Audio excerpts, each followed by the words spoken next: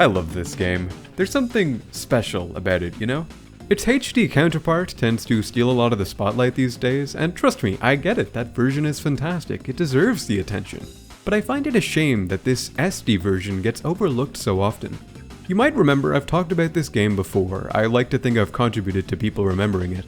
Though that video was more of a broad overview of the game, and since releasing it, I've come to realize I should have talked more about the movement intricacies that UnWiished has to offer. Because believe it or not, this game is quite hard to master and has tech around every corner. Some of which is incredibly strange to both look at and perform, and other of which is so convenient to use that I can't help but wonder why the game didn't tell us about it in the first place. I'll admit I also just wanted an excuse to gush about this game again because it's so incredibly fun to get better at, and I want more people to give this game a second chance for that exact reason. Some of you might have expected me to skip having a segment on the Werehog because I was pretty harsh to him in my last video, and any of you thinking that would be ridiculously correct. The best part about the boost gameplay in UnWiished is how it differs from the— I'm just kidding, the Werehog has actually grown on me a bit in the time that's passed. My issue before was that I played through each of his stages only once and never gave them a second chance, since I wasn't all that interested in the Werehog to begin with. It was only after checking out some speedruns and seeing what the top players were managing that I realized some of my previous issues could be bypassed. Definitely not all of them, but some of them. For example, one complaint I had with the Werehog was that he felt a bit restrictive with his movement, because with the HD Werehog, you had moves like the uppercut and the aerial claw spin that would both help you speed through levels in interesting ways. But the SD Werehog doesn't have anything like that. Or so I thought. If you immediately cancel your double jump with an overhead, then your momentum is preserved, which allows you to get just a tiny bit more height than normal. This just about enables skips that are normally impossible, which I find to be pretty cool, even if it's not the flashiest trick in the world. At the end of the day though, it's still flashier than the pseudo bunny hop that the Werehog has. Because fun fact, quickly inputting another direction right before you jump out of a dash makes you jump slightly further and faster than you would have otherwise. This happens because you're bypassing the slight slowdown that the Werehog normally gets every time he jumps. I don't know why this trick works, but it does and is necessary if you want to make certain jumps. Another trick you can do that is extremely easy, yet I'd say is of more importance, is shield cancelling.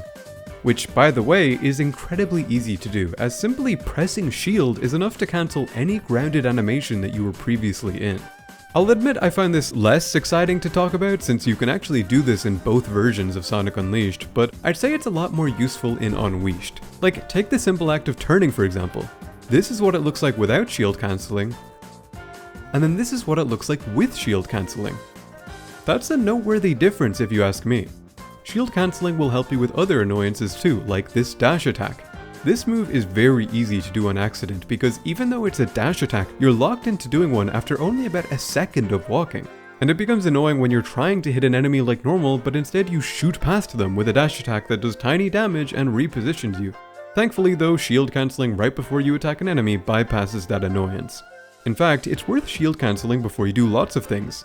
It lets you turn quicker, open doors quicker, pull levers quicker, full jump quicker, pretty much everything you can do slightly quicker if you incorporate shield cancelling, since you can skip that annoying skid that Sonic normally does when he stops moving. Shield cancelling alone improves the general gameplay of the Werehog around literally every corner, but that's boring. I know what the people really want is incredibly niche, stage-specific tech, so check this out. Yes, the Werehog can do this. I don't know why, but if you repeatedly mash the jump button while spinning yourself around, then the Werehog can awkwardly shuffle himself up the walls of certain stages. I don't think this tech necessarily adds to my enjoyment of playing the Werehog, but it does look funny, and it reduces the stage time if you use it in the right places. So, yeah. Now the last piece of tech I have to share for the Werehog revolves around any grabbable ledge you can find. To put it simply, these ledges allow you to perform an infinite number of double jumps. And I'm not exaggerating. This happens because anytime you try to grab them, your double jump is instantly refreshed, which in turn allows for some nice small optimizations here and there with your movement, which in case you couldn't tell is a common theme of this video and will continue to be for the rest of it. Because I don't know about you guys, but optimized movement is more interesting to me than pronounced skips that have you going out of bounds, for example. And that's not to downplay those skips, there's a lot of skill that goes into them, I just happen to prefer learning the former. I do wonder how noticeable my incorporations are though. I'm personally quite happy with the gameplay I'm showing, but is it clear to you guys how much cleaner this movement is compared to your average Werehog gameplay?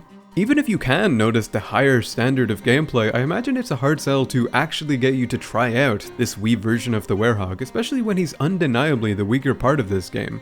And the tricks I've mentioned don't do a ton of heavy lifting in terms of changing that.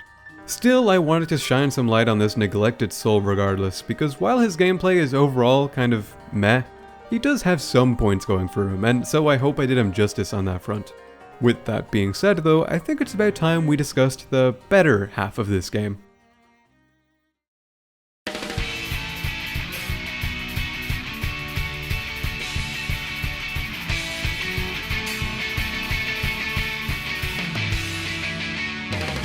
Returning to the UnWiished day stages has been a ton of fun. I'm a huge fan of this alternate take on the boost formula, not necessarily because I think it's better than how the boost normally is, but because I think it's a nice change of pace that offers its own enjoyments. I've talked about what separates this boost from its regular counterpart before, but for the sake of the video I'll quickly summarize. In most boost games, the boost is a continuous resource that depletes over time while you use it, but is fairly easy to upkeep. The challenge lies in the fact that these games are very reactionary based, and so while boosting, you're making it harder on yourself to react to incoming obstacles. But not in a way that makes you not want to boost. These games are very clearly designed for you to be boosting the majority of the time. Then there's UnWiished, and here the boost is no longer continuous and is instead activated in separate intervals where you get a short burst of speed each time. It's also much harder to control this version of the boost, and levels don't feel designed for you to be constantly boosting.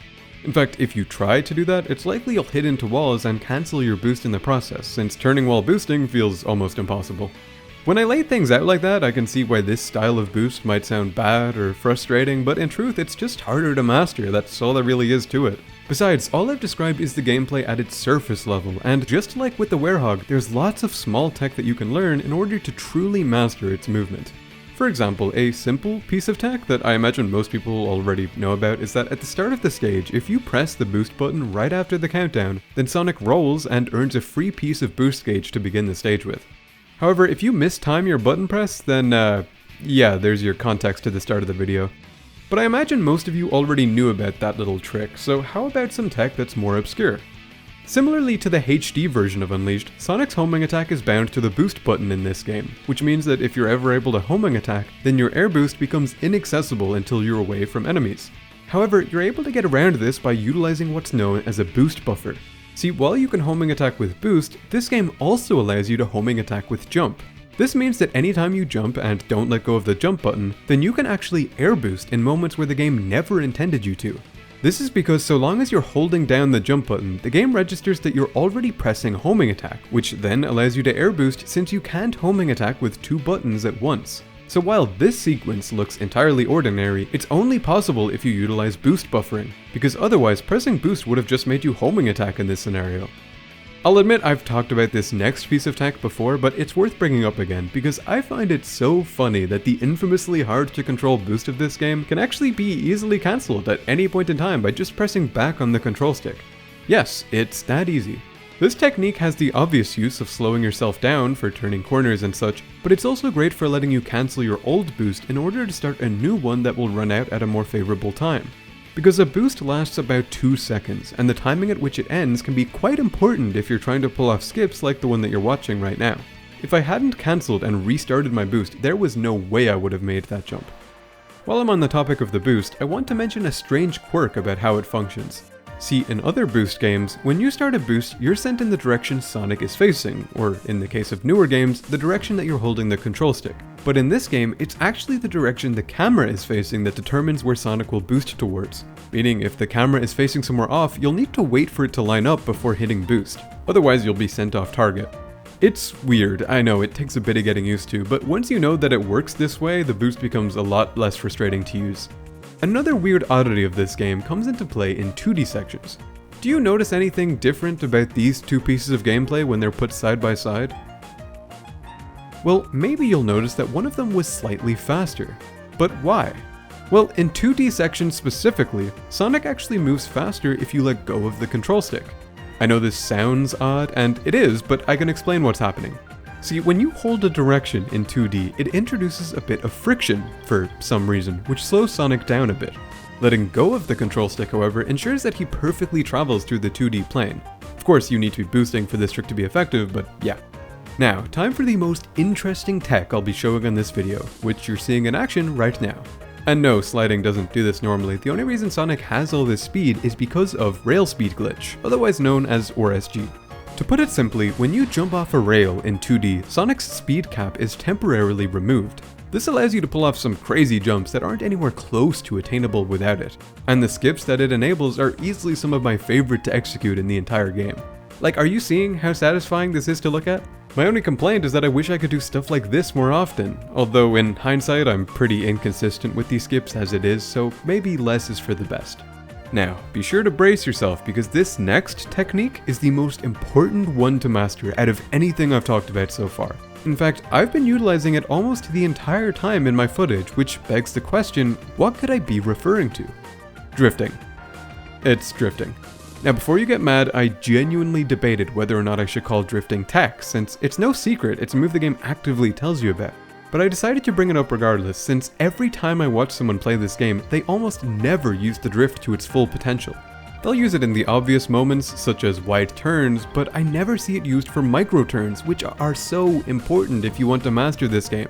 Because as I've established, once boosting you essentially can't turn, you've committed to that direction, but drifting bypasses that limitation completely. Remember earlier when I said that the day stages didn't feel designed for you to be boosting 24/7? Well, if you get good at drifting, then they suddenly kind of will.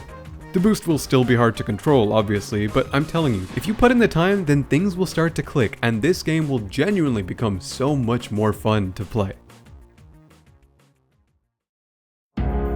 I will forever praise how much emphasis this game puts on movement. It makes it so much harder to master than the other boost titles, which I'll admit makes it a bit annoying when you're starting off. Having your boost be cancelled when you brush off a wall can be aggravating, and bashing into walls the game is sure to make even more annoying. And yet the high level of execution this game asks of you is what makes it so rewarding to get better at.